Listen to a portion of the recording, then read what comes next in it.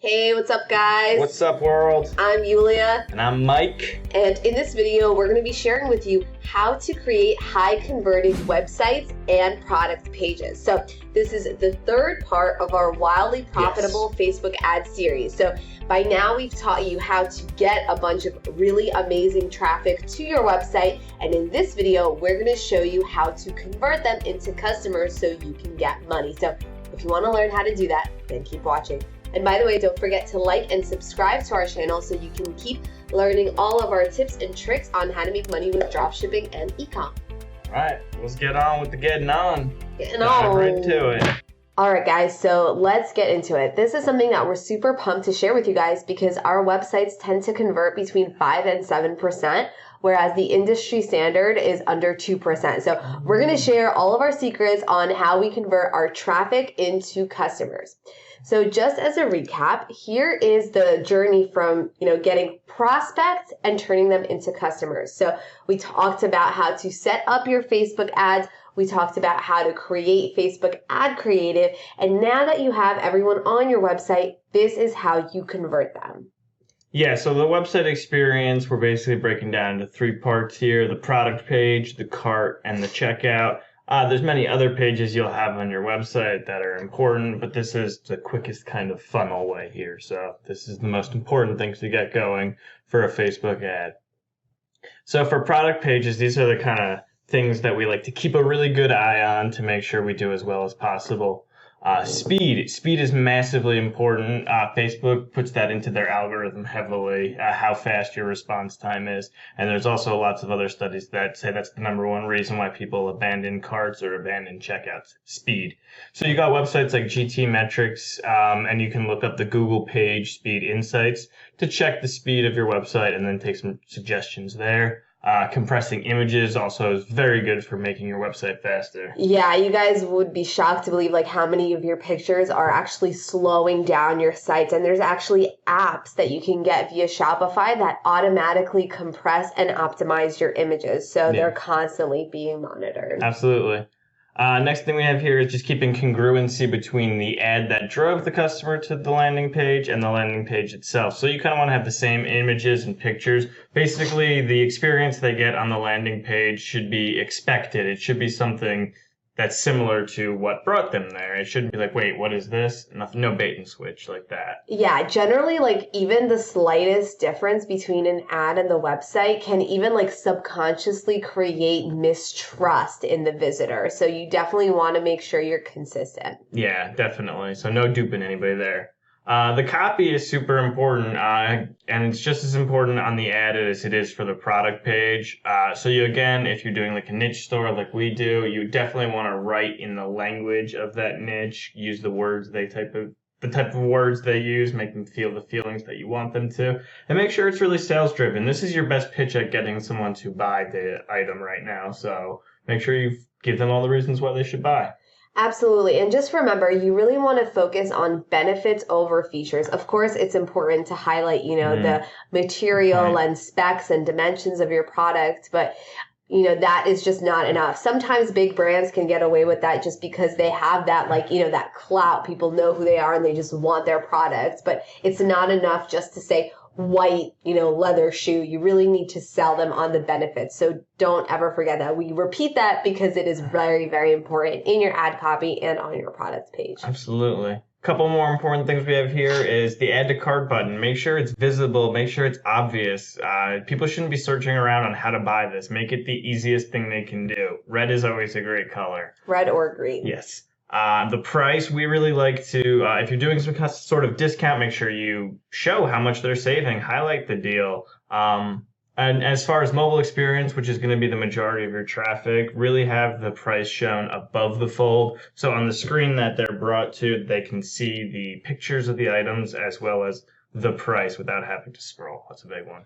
Yeah, so the less effort people have to make to see the price and add to cart, the higher your conversion rate is going to be. Make it easy for people to buy from you. Remember, this is an impulse buy. So if it's going to require work, people are just going to get off your site. So the easier it is to buy, the more sales you're going to get. All right, what else we got here? The next thing is urgency or scarcity. Like, I know it can sometimes feel a little like old school, or like, do people like still fall for like a timer or a stock countdown? But they really do. Like, I fall for it all the time, and let me know in the comments if you fall for it too. But when I see a countdown timer on a sales page, I am buying that product. So you're giving people a reason to buy now versus later. This is really, really important in impulse buys, because the moment that they think, oh, I can just get this later, you lost the sale right there. So give them a reason to buy now. And I'm not saying like get all gimmicky and put a bunch of timers on there, but literally, just experiment having one countdown sale timer or a stock countdown, and you're going to do really well. You know who gets me with the stock countdowns? Airplanes. Airplanes? Yeah, saying like, oh, there's only 3 seats left on this plane. Yeah. That's a scarcity. That's a inventory kind of stock. There's only 3 left. Okay, I really need to buy now.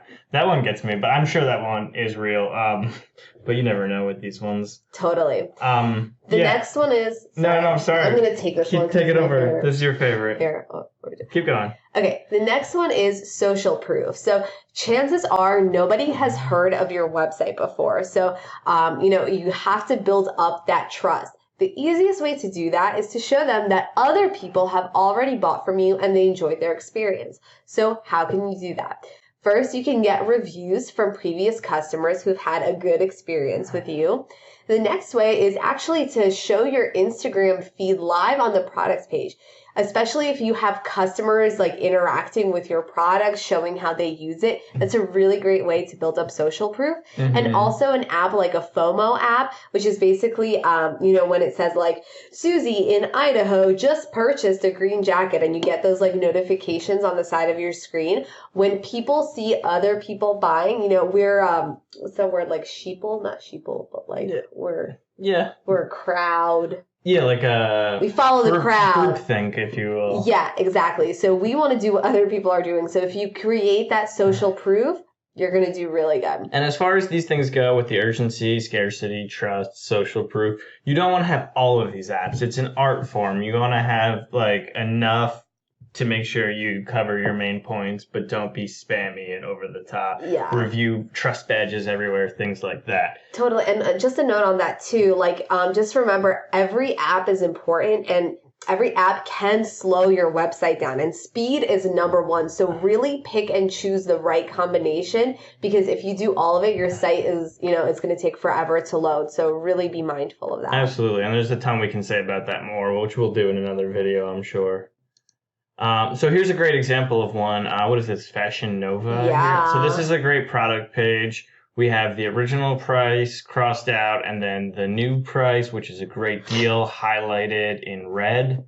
I can see that this has reviews, 4.5 stars on 9 reviews.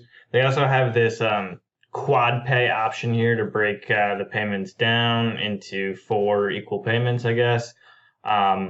That is something that's definitely great for higher ticket orders or higher ticket items. It's a good thing to have. Anything like under $50, I don't think you need that. Their product details, even though they're not going crazy here with like selling you on the dream of it, they're really selling you with the pictures, and they're making their description very easy to read with the bulleted points. Absolutely. And, honestly, I would improve like the add to bag. I would make that red. I would maybe like make the PayPal button black, but I don't like the PayPal button there, but yeah, same. Exactly. But there's certain things that we like about Fashion Nova. For sure. This one is Sugar and Cotton, and they got a lot of stuff going on here. So here you can see this is the FOMO app. So this is going to consistently show you the different products that people are buying. And this is great because you can like click and it'll actually take you to that product page. Mm-hmm. Love their big red add to cart button. I love the way they have their price here, the free shipping. This is so awesome. Like the benefits are very clear. They have the features and benefits in the product description. They tell you about their shipping times. This is just overall a really great product page. So this is also a really good way of being honest with your shipping times, but using it in the form of scarcity. So that's really good too. Basically saying the reason it's going to take so long is because so many people are buying it, and we're going to limit how many you can get, which is even more like urgency and value driven. Totally. The only thing I would maybe consider adding to this page is reviews, but honestly, they did a really good job of like using a lot of apps and still making it look nice and clean and put together. There's probably a lot of custom coding for this. I'm not crazy about free shipping being highlighted twice, but that's fine by me. It's important to get it. Looks good. Yes. Okay, so then after that, once someone adds the item to the cart, then we have the cart experience and then the checkout. I don't like to go straight to checkout. I don't think customers like that experience, and also it discourages upsells and buying more. So we definitely drive them to the cart, whether it's a cart page or a Ajax kind of pop-out cart. But in the cart, you want to keep it simple. We like to reiterate some sort of benefit, like if the item was on sale, then it's shown that how much they saved, as you can see in this top picture here. And also, they are highlighting the free shipping benefit as well. So it's just basically kind of coaching you along, like, yes, you are making the right decision, highlighting all the great reasons why you added this to your cart. And then it's not the most important thing, but a nice thing to do is also to upsell a complimentary product.